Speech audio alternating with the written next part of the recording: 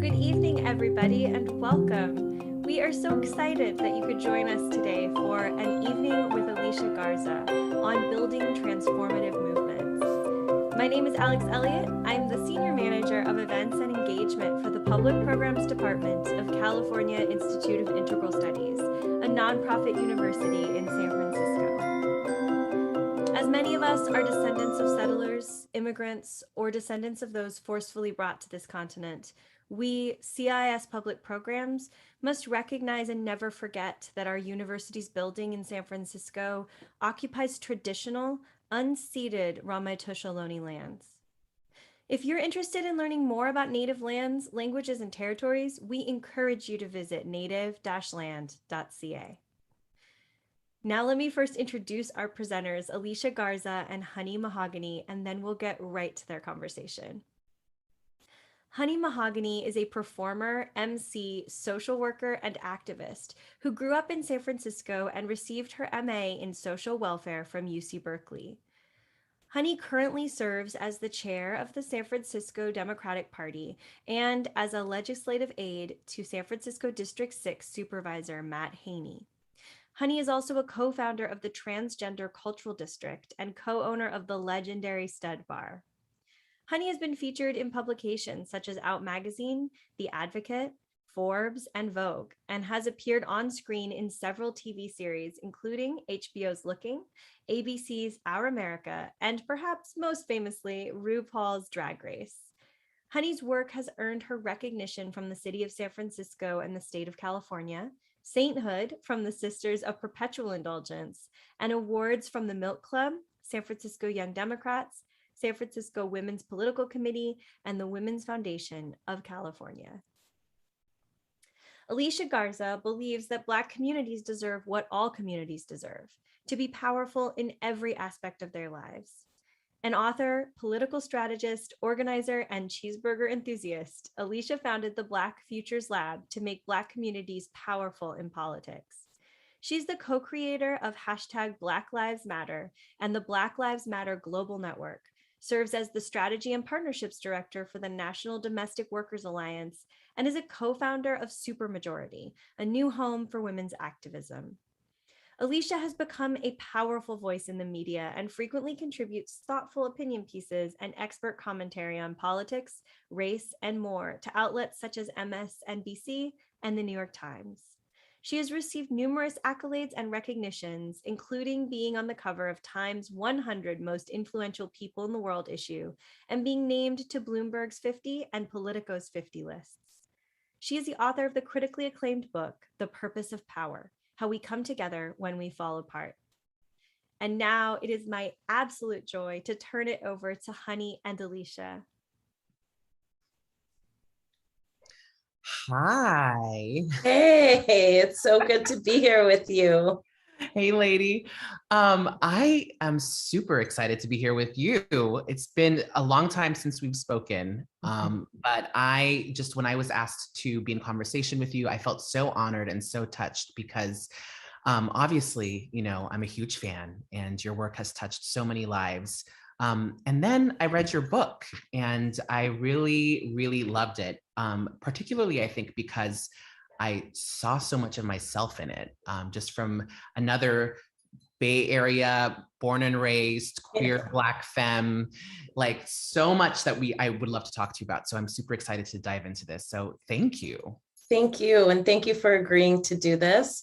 And thank you to everybody who's watching right now for joining us this evening. All right. Well, I think we should just go ahead and get started. Let's get in. Let's get into it. In August of 2013, after the acquittal of the man who killed Trayvon Martin, you wrote on Facebook, "Black people, I love you. I love us. Our lives matter." It was a hashtag that was heard around the world, Black Lives Matter, and the beginning of a movement. So what have you learned in the years since that post went viral? And are there ways in which the movement has evolved that has surprised you? And have you evolved and has that surprised you? And what does that look like? Oh, yes, this is an excellent question. Well, the first thing that I guess I reinforce is that this movement is so much older than us, right? I mean, anytime that there is injustice or disintegration, right? There are people who stand up to bridge the gap. And there are people who stand up to make things right. And that process, right, did not begin with Patrice or Opal or myself. This process of a movement for Black liberation is a very old movement. And Black Lives Matter is really our generation's stamp on this long, long river of people stepping up to change the things that they can no longer abide by. And so in that way, one thing that I've learned is to be really grateful for the shoulders that we stand on and to be courageous in terms of what it means to make our mark on history. The other thing that I've learned is that movements require collaboration, they require strategy, and they require an ability to commit to getting to the other side with each other. The last decade has been very tumultuous in a whole bunch of ways. And we are not the only movement in town, right?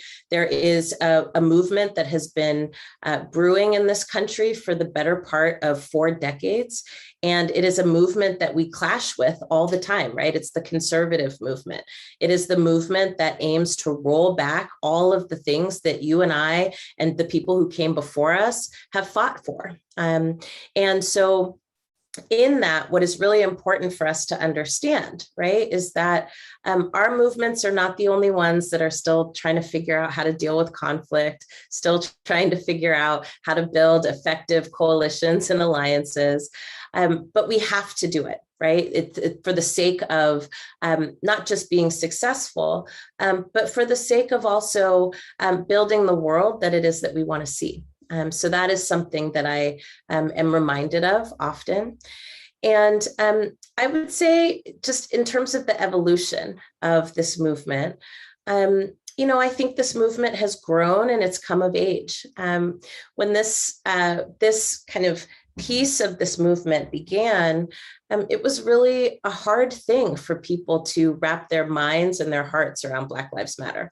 I mean, obviously, Black folks, we know this inherently, right? But, in the beginning, there was so much hand-wringing and pearl clutching about saying Black Lives Matter. People were like, well, what about other lives? And why not all lives? And, what about this and that? It was a lot of whataboutism.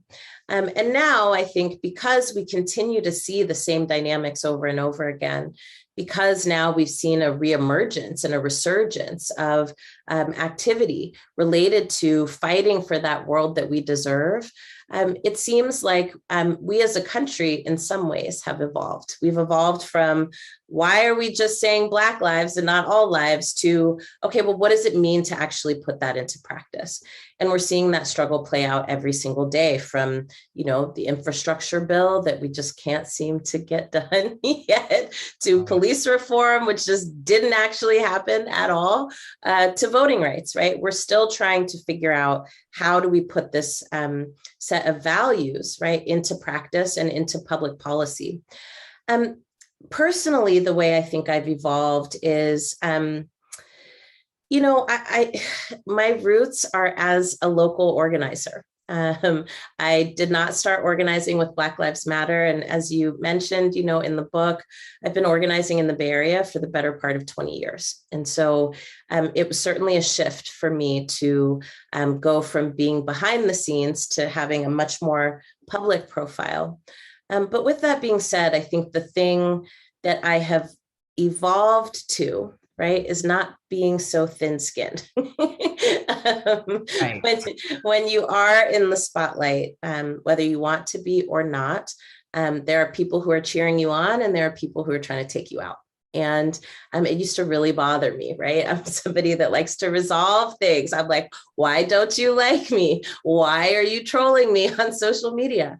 And I've learned in this kind of past decade how to have a tough skin, but also a soft heart. I really work hard not to let things like that make me bitter or make me sad or make me upset, right? I really work to continue to try and reach everybody who can be reached. And at the same time, not let in, right, a lot of the negative energy that people can kind of bring your way, especially when you are trying to change the world for the better. So you're not responding to trolls on Twitter. You're not like getting in there and fighting back. Have you done that in the past, and have you learned, or? Well, the thing about that is it takes up a lot of time. Yeah. And, sometimes I have time. Sometimes I have time for it, but most of the time, I'm like, oh, wait, I had time today. But most of the time, I just try to think about, what else could I be doing with this time that I'm spending going back and forth with an avatar? Maybe there's a real person behind here, but maybe not. And actually, I would much rather, right, be doing the movement building work that I do than going back and forth with people on social media. Yeah. I mean, there's just so much that I could really like talk to you forever about within that last answer you just gave us. But one part that I wanted to pick up and sort of do a follow-up question is, when we think about that hashtag Black Lives Matter, there has been ways in which that hashtag has been sort of reformed or reformatted. One of the things that we did with the trans district, which, I think I was on the phone with you that day, was we put Black Trans Lives Matter. I love it. In the center of Turk and Taylor, which is like right where the Compton's cafeteria riots happened in 1966 in San Francisco, right? Center of the trans district, the trans liberation movement. And there was just broad, huge community support from the people of the Tenderloin, because it's that kind of a neighborhood, right? That's right.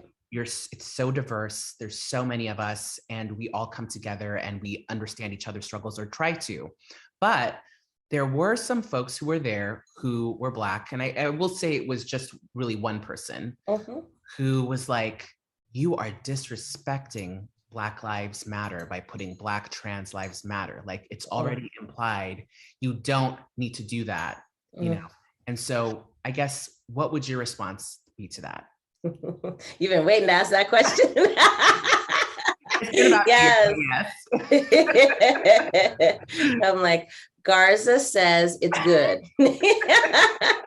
No, but I just, let's be serious for a second. I mean, it should be implied, and it certainly is what we mean when we said Black Lives Matter. And we actually have been really explicit and intentional about making sure that we make visible all of the lives that are Black. Unfortunately, it's not actually implied in practice, right? And a great example I can give is this whole controversy surrounding Dave Chappelle and his really juvenile and transphobic comedy special, right? Where he spends, more than half of this special being transphobic, and just kind of awful. And I think at the root of that, right, is the fact that he really is separating out trans folks from Black folks. And that's a problem, because Black people are also trans. Black people are queer. Black people are gay, bisexual, lesbian, transgender, genderqueer, right? Like, we are everywhere, and we occupy many different spaces. And this is a kind of age-old tension, right? Where we designate some things as things that white people do, right? And other things as, inherent to Black people. And the fact of the matter is that narrative is deeply problematic. And so, yeah, sometimes it is important to say Black trans lives matter, because Black trans lives are getting left out of the conversation about whose Black lives matter. And as long as we continue to do that, we are going to continue to lose Black lives.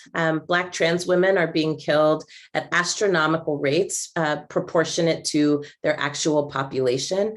But even if we're not killing Black trans women, right, we're not helping Black trans women live.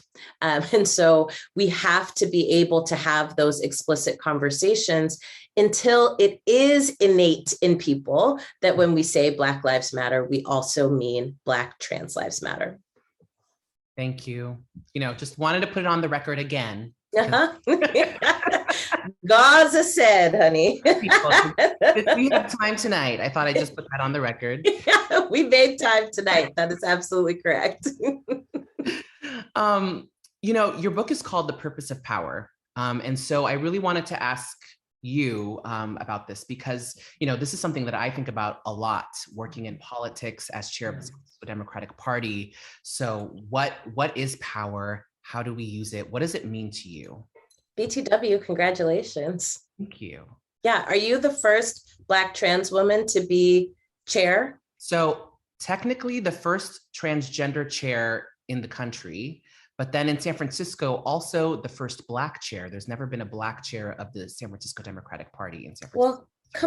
Well, come on.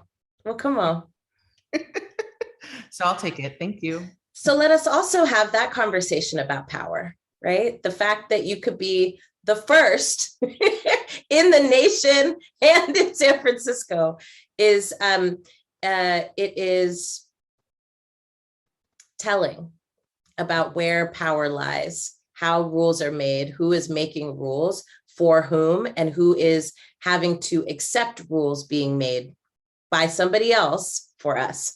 For me, the piece in this book that I really want people to grab onto is the pieces about power. When we talk about movements, often we're talking about making change, right? But in order to make change, you need to exercise and wield and build power. And so much of the way that we think about power, that we talk about power, is really not power, it's empowerment. And there's a difference. Empowerment, I say, is what happens when people feel good about themselves in the circumstances that they're living in, right? Empowerment is like self-esteem, right? It's feeling good about yourself. But power is the ability to make the rules and the ability to change the rules. And that has nothing to do, right, with feeling good about yourself. It has everything to do with your ability to decide where resources go and where they don't. It has to do with who gets to tell the story of who we are and who we can be together, who belongs, who doesn't. Power is fundamentally about who represents you, right? And what agenda they represent on your behalf. And power is also very much about whether or not people are afraid to disappoint you. Yeah. And when we look at the landscape of power in this country and who has it and who doesn't, right? We often spend a lot of time talking about empowering Black communities, but not making Black communities powerful.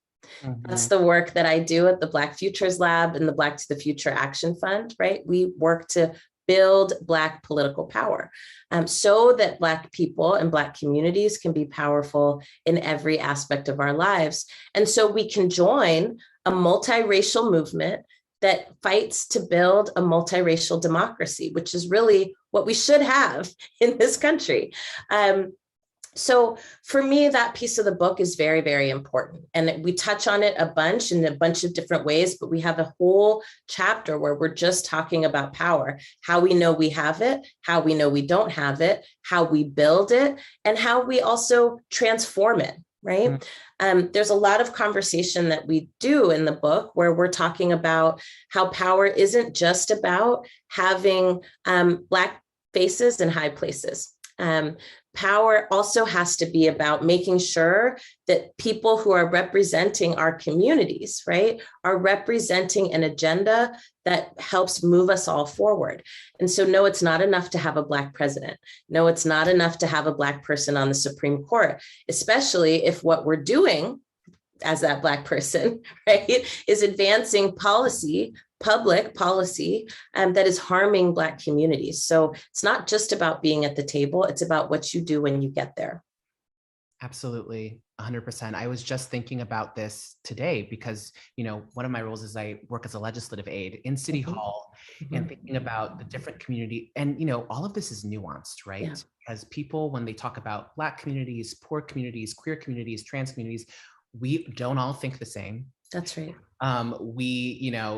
people who are, in the heart of the tenderloin, who are, really in the thick of it, right, may not necessarily want to feel safe and associate that with more police presence, for example, right? And that's true in Black communities across the country. And so how do you balance that with like the liberation from the prison industrial complex and really creating equity? So that key of like, who are you listening to and what are you bringing to the table and how do you bring people in, I think is another thing that you talk a lot about. How do we build a movement where we are being more inclusive? So I'm wondering if you could talk about that. Like how do you have those types of conversations, and like how do you allow for I guess those conversations to even happen so that you can build these intersectional movements, which is another thing we can talk about. Yeah, well, first and foremost, as you know, in your role as legislative aide, in your role as chair of the San Francisco Democratic Party, I mean, so much of what it means to get things done is about relationships, and it's about building and maintaining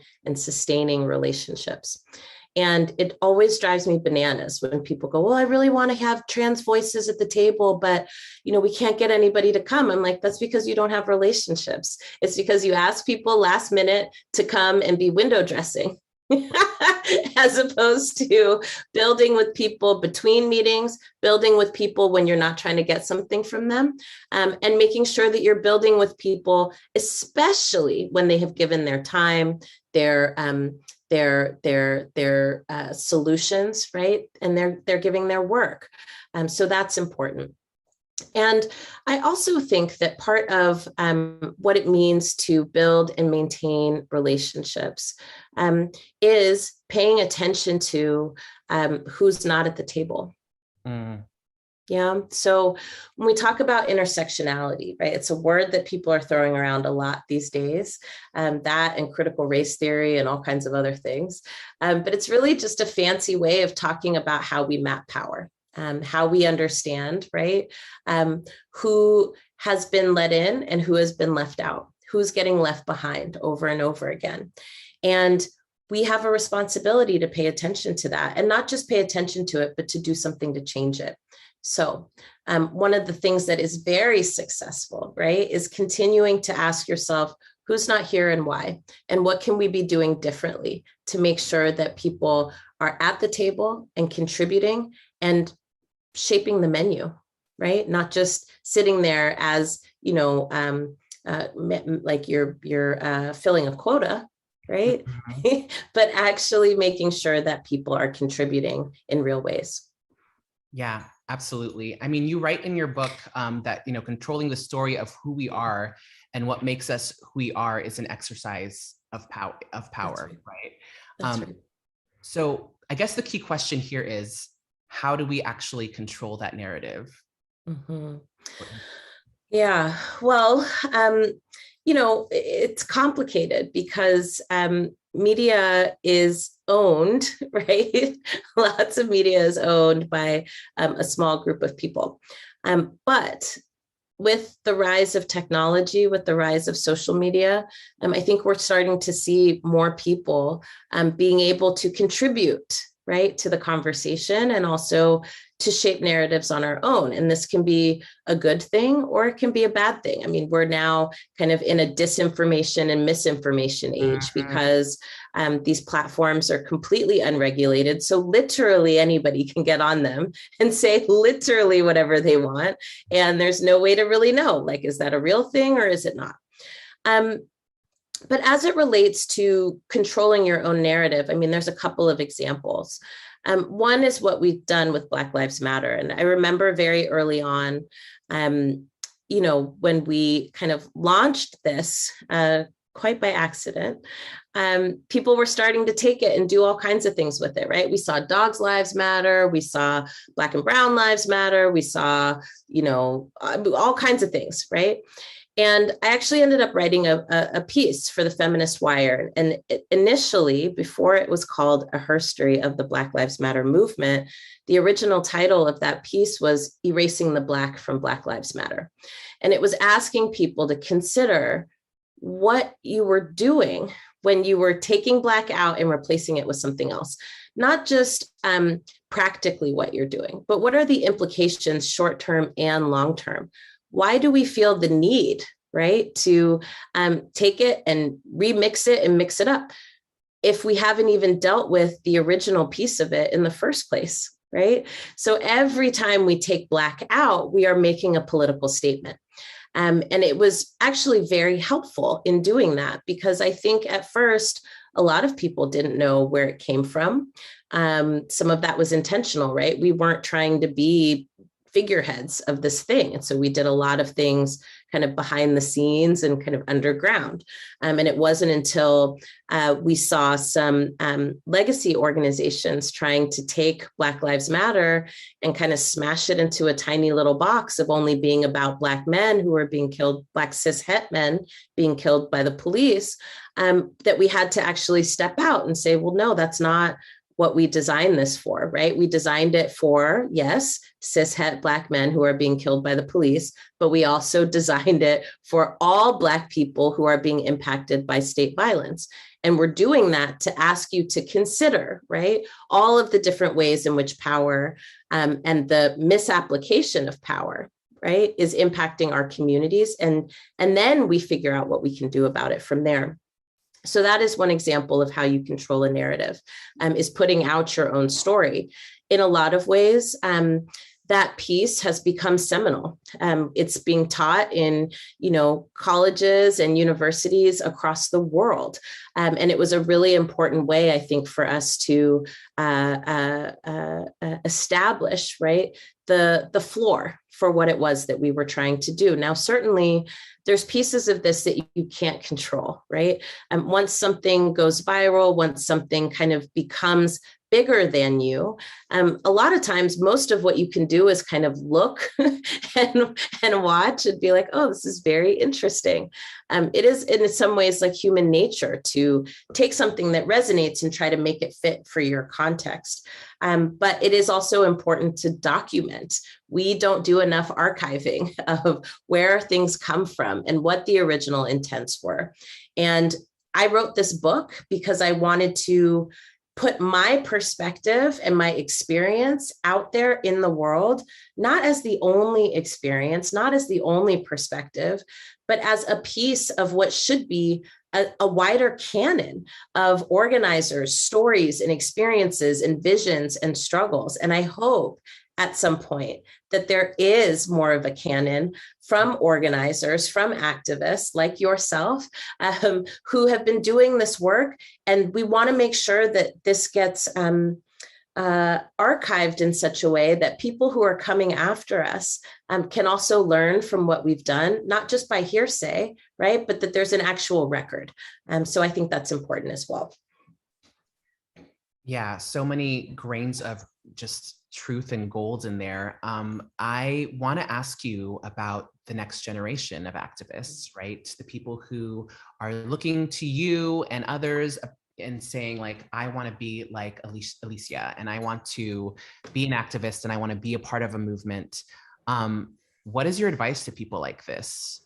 People who are interested in getting involved or making a difference? Well, my advice, honestly, is don't be like me. Be the best version of yourself. We need more people to roll up their sleeves and make their impact and make their stamp on this movement. I have been really lucky to be able to do that for the last 20 plus years, and I hope to be doing it for even longer. And we need more hands to lift this struggle, because it is heavy. So my advice would be, really try to consider what your stamp is going to be and what your contribution is going to be, and then find your lane and get in it and work it really, really well. Yeah, I like that. I like that. I want to go back to this idea of inviting people in, just because, you mentioned in your book that and I think we see this a lot, right? And we think as progressive people that we are right and that we are on the right side of history, and the truth will set us free, and people will just, fall in line and realize, have the wool pulled off over their eyes, and they'll realize that they're wrong. But you write in your book that being radical is not a litmus test, right? That's right. But also that we need to create space for people to join our movement, because winning is not about being right, but about how you invite others in. So I'm wondering if you can talk a little bit more about how do we invite people in? Oh, yeah.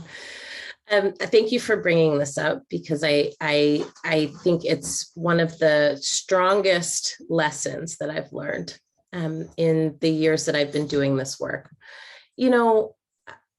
I think sometimes in the progressive movement and in the left, we spend a lot of time on facts and figures and not enough time on hearts and minds.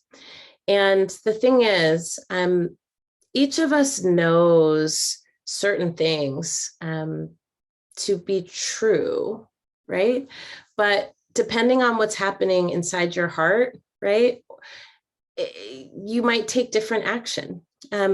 So for example, we spend a lot of time talking about process. We spend a lot of time, right, talking about, like I said, facts and figures. But then there's also something about how you make people feel, that they actually remember, right? Maya Angelou told us this, right? People remember how you make them feel. And I think that is a lesson that our movements could use a little bit more of. Do our movements feel like home? Do our movements feel like places where people can not have to know everything before they get invited in? Do our movements feel like places where you're proud to tell your family about it and your loved ones, right? And you are excited to get them involved too. Do our movements feel like places where the problems that we're facing every day can get solved? That's not about facts and figures and process, right? It's about the kinds of spaces that we create. It's about how we treat people. It's about how we bring people along. And it's frankly about if we invite people in the first place. Mm-hmm. When I first started organizing, I was always told we're looking for people who are looking for us, right? But sometimes people don't know they're looking for you. They just are looking for a solution. They're looking for some relief. They're looking to not feel alone. They're looking to not feel isolated. And our job, right, is to find people and let them know that there is a place for them. Our opponents do that really, really well. They don't start off with the most radical of their ideas, right? They start off real small, right? And by real small, they start off by acknowledging that things aren't the way they're supposed to be. They start off by acknowledging that that you might feel alone. And then they invite you to be a part of something bigger than yourself, right? And then they give you answers for why the things that you're experiencing are happening to you and who's responsible for those things, right? And then they connect you and they give you other people to take action with, right? And then at that point, then they start giving you all their most radical stuff. So by the time you get there, you're already deep in, right? You have already found connections that matter to you, that you will fight for, that you will fight to defend, right? And for any of those of us who have people in our families who have been radicalized, right, by our opponents, you've seen this process, right? This is exactly how cults organize, right? It's also how white supremacist groups organize, right? They don't start off with the worst of their ideology. They start off by helping you find a family. And so that is something that I think we need to pay attention to. And in particular, the last thing I'll say on this, because I know we're getting close to Q&A, is I think we could do a lot more to, as my friend Ijen always says, Ijen is the director at the National Domestic Workers Alliance. And she's also a genius, like literally a MacArthur genius, and then also a genius. She always says, is there room amongst the woke for the waking? And that is something that I think we all have to carry with us and hold it close to us. Oh, that's good. That's really good. We do have about 10 minutes left. And I just want to give you some time to talk about what is next for you. I mean, you've done all of these amazing things with Black Future Labs, with Black Lives Matter. What is next for you? Well, there are so many things in the hopper, honey. I know you have a podcast. I do have a podcast, and it's called Lady Don't Take No. If you haven't listened, please do. We took on this project right when the pandemic started, and really it just comes from, myself as a political junkie. I literally could not watch any news. It was the Trump era. I was tired of seeing his face and tired of hearing him lie and tired of seeing the same old stories over and over again in each block.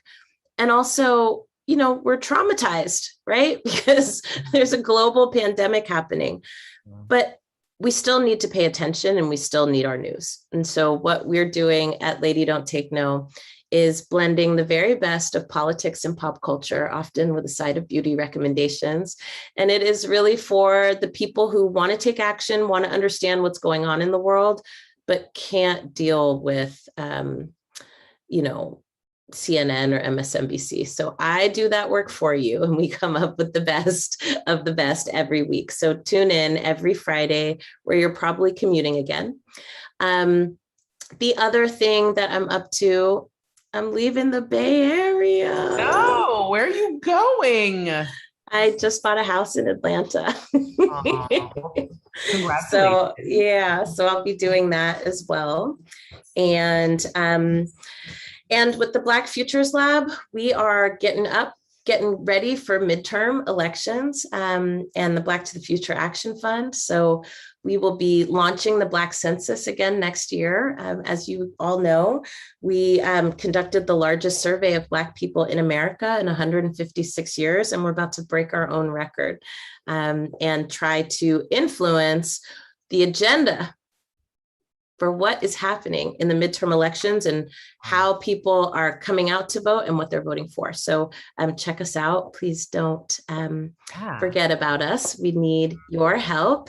And the other thing, that's my dog going crazy because we got some stuff going on here at the house. I know, I'm like, Charlie. The other thing that we're doing is we are working to turn the podcast into a TV show. So we've got some really cool stuff on deck. That is really exciting. Will you film it in Atlanta? Well, we will be filming all over the place, but we did just shoot some things in Atlanta this week. That's really exciting. Well, again, congratulations. I mean, I talk about this with my Black friends all the time, but Black homeownership, I mean, that is an achievement. And I think that we'll be talking more about it and more about how we can build wealth and resources for our community. So congratulations. Thank you. I'm going to pick your brain for all your secrets. Please. And it's been such a pleasure getting to talk to you for the last 45 minutes. I could talk to you forever. And one of these days we're going to have to commiserate over, growing up in the Bay Area, going to predominantly white schools and being the only Black person in your school and all of that stuff. I would love it anytime. Well, I think it's time for us to hop into Q&A, and it looks like we have a couple questions in here. So let's get started. Charlie! Sorry. Charlie, is it the rain? No, it's there's my landscaper is done and he's just hanging out waiting for me. And I told him I got another 15 minutes. He's gonna wait patiently from now on, I believe it. All right. Well, the first question is, and it's from an anonymous attendee, but what inspired you to become an activist for such a prominent and important movement? What ignited that fire within you and made you feel like many things in this nation weren't right? Well, what inspired me at first was I got involved in a campaign in my school district when I was in middle school. There was a big debate about whether or not to allow contraceptives in school nurses' offices. And I thought, yeah, because at that time, a lot of my friends were having sex. I wasn't, but a lot of my friends were, and they were getting bad information from older siblings or, older friends or even intimate partners. And so it made sense to me to have tools to keep yourself safe with somebody who could help give you the information that you needed. And so we fought that campaign and we won. And that got me fired up. You started young. Yeah, very young. Very young. Hey, Bobby. I don't think is that in the book? I don't think it is, actually, that story. It is in the book. It is. That's okay. That's okay. I know I missed that part. That's okay. There's a lot of stories in there. All right. Well, the next question is, can you speak to the importance of including disability justice in the Black Lives Matter movement? For example, should disabled Black folks have a more prominent public-facing role, given that many of the Black folks that have been murdered by state-sanctioned violence have had disabilities themselves? And you do talk about this as well in the book. I do. Yeah, I do think so. And I think what is important about movements is there's not one person that's shaping them. It's not one person that's, kind of putting the ingredients in, right? It really depends on how we organize and then how we also collaborate to make sure that we're lifting each other up. So the fact that so many people who are being killed by police also have disabilities is not something that is widely known, and it should be more known. And I happen to know that there is a powerful and strong disability justice movement that has been building relationships and bridges with Black Lives Matter and other movements. And I hope that that work continues. And this next question is somewhat related, and it asks, how can Black and LGBTQIA movements collaborate with BLM and integrate their ethos and tactics? I think that's been happening since the beginning. We always say two of us are queer and one of us is an ally, right? And so poor Opal, everybody thinks that Opal is gay, but she's not. She's like, I'm straight. Y'all are messing up my dating life. We're like, we're not, girl. We're making it better. Right? That's the real truth. Yeah. But I'll just say again, Black movements and LGBT movements are not separate. There has always been, there has always been a Black LGBTQIA movement, right? That sits at the intersection and often is fighting to be seen even by our own people. So if we're talking about how we take like Gay Inc., right, and get them to be more responsive to Black Lives Matter and to Black liberation movements, I would say that a lot of that organizing is happening right now, and it's been happening with Black LGBT folks who have been pushing mainstream, gay and lesbian organizations, right, to be more inclusive, right? But also to follow the lead of communities inside that community that are often getting left out and left behind. Absolutely. I really always think about that famous Huey Newton speech where he really calls for an intersectional movement, where he calls on the gay liberation movement and the women's movement to sort of be a part of the liberation of Black people in America.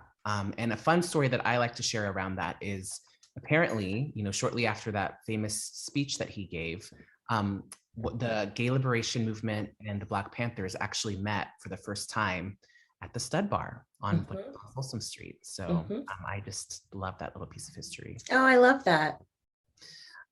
We do have a couple more questions. The next one is, when you are in the middle of a movement and there is conflict among its members, what have you done to heal those rifts? What suggestions do you have for those who may be seeking conflict resolution for the group, movement, organization? I think it's really, really important for people to get trained up in these skills because so many of us don't have them. And we are taught that conflict is bad, and we are taught to avoid conflict as opposed to leaning into it. Conflict is inevitable. Anytime people come together to try to accomplish something together, there's going to be beef at some point. And so some of the things that we have to do, number one, is name it. And I don't mean like naming it in the sense of like putting people on blast and not talking to the people directly that you are being impacted by. That is performance, and that's different. When conflict does arise, it's really important to go to the person or people where the conflict has happened and try to have a dialogue. Express how you feel, express how you've been impacted. I'm not saying that this always is smooth. And in fact, a lot of times it's not, because people don't know how to deal with conflict, but we're not going to know how to do it unless we try. The other thing I think is really important is listening. So much of the stuff that happens amongst us and between us is a function of misunderstandings, miscommunication, or just mistakes, right? And I think in listening, right, with open hearts, you actually can be a little more generous than you can be when you're just pissed off about a thing. The other thing that we have always said from the beginning is turn up on the state and not each other. It's really important for us to understand who our enemies are and who are people who just get on our nerves. And most of the time, right, the people that we're having beef with are not the people that we need to be fighting, right? And so that is something that's important to remember. And there are lots of resources out there for resolving conflict. And I highly recommend that if you are involved in any kind of organizing work or any kind of group project, right, that you make this a part of your work together. Learning how to navigate conflict, how to identify conflict, and how to make it to the other side together. Thank you for that. Our next question is, how do you protect yourself as an activist? One of the things that I think is really important is to make sure that you have a chain of people that are checking on you and that you check on. Where we are the most vulnerable, right, is when we are isolated. And with so much happening in terms of infiltration, in terms of harassment, death threats, and things like that, our inclination can be to go internal, right? But that's the whole point of those kinds of threats and harassment, is to make you shrink and get small. And the way that we stay big, right, is staying connected and also being vocal about the things that we're experiencing. I recently had a situation where I felt like I must be the only person that this is happening to. And I was with a group of girlfriends who, also are, prominent activists, journalists, media makers, people who do big things in the world. And every single one of them had had a similar or the same experience that I had. And it made me feel better, right? I didn't feel alone. I didn't feel isolated. But it also made me feel like, dang, why didn't I talk about this before? I probably would have had a lot less angst about it had I known, right, that other people were experiencing the same thing. So I think it is important for us to talk more about it. And then also, people can't help you if they don't know what's going on with you. So it is really important to stay connected and stay vocal. Yeah. Well, a question that I would love to know is, or an answer that I would love to know is, what are your favorite rest and joy practices? Oh, well, I'm a Peloton rider and I'm obsessed with the Peloton bike. Yes, I am. I am also a bike rider, and that's a new thing this year. But since I got obsessed with the Peloton, I decided to try it out in real life. And so I have a beautiful bike that I've put tons of miles on, and I can't wait to get back on. And I also try to prioritize reality television and deep belly laughs at least 3 times a week. What reality television are you into? Real Housewives franchise right now. Salt Lake City is giving me. Wait, but the Beverly Hills reunion though. Beverly Hills reunion I haven't seen yet because I've been on the road, so don't spoil it for me. Storyline. Yeah, it's a lot. I'm also really into Atlanta, Salt Lake, and Beverly Hills are my favorites. I feel like, so for me, it's Beverly Hills, Atlanta. Potomac this year is kind of giving it to me as well. Okay. I was Salt Lake City last year. I was like halfway through, I was like, no, this is. It got too campy. Yeah. It got a little weird, but now it's coming back. It's coming back. I'm there. Okay, well, we have one final question from the audience, which is, what steps should other people take to help with the movement? Get involved somewhere, somehow, some way.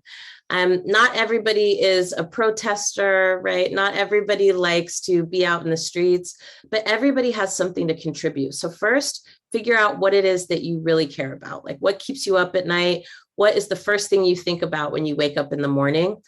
Find somebody else that cares about the same things that you do and join them, and then bring other people with you. Don't feel like you have to start something new. I guarantee you there is something out there that somebody is doing that is something that you care about. So don't feel like you have to start your own thing. Find somebody who's doing work that you care about and join them. I guarantee you they need your help. They need your hands. They need your heart. They need your brain, and they need your money. So if you can give any of those things, please do. I can't agree more. Thank you so much for this amazing talk. I mean, again, from one Black, queer, Bay Area, babe, Capricorn. I have one final question for you, and it's, what is your favorite Madonna album? Oh,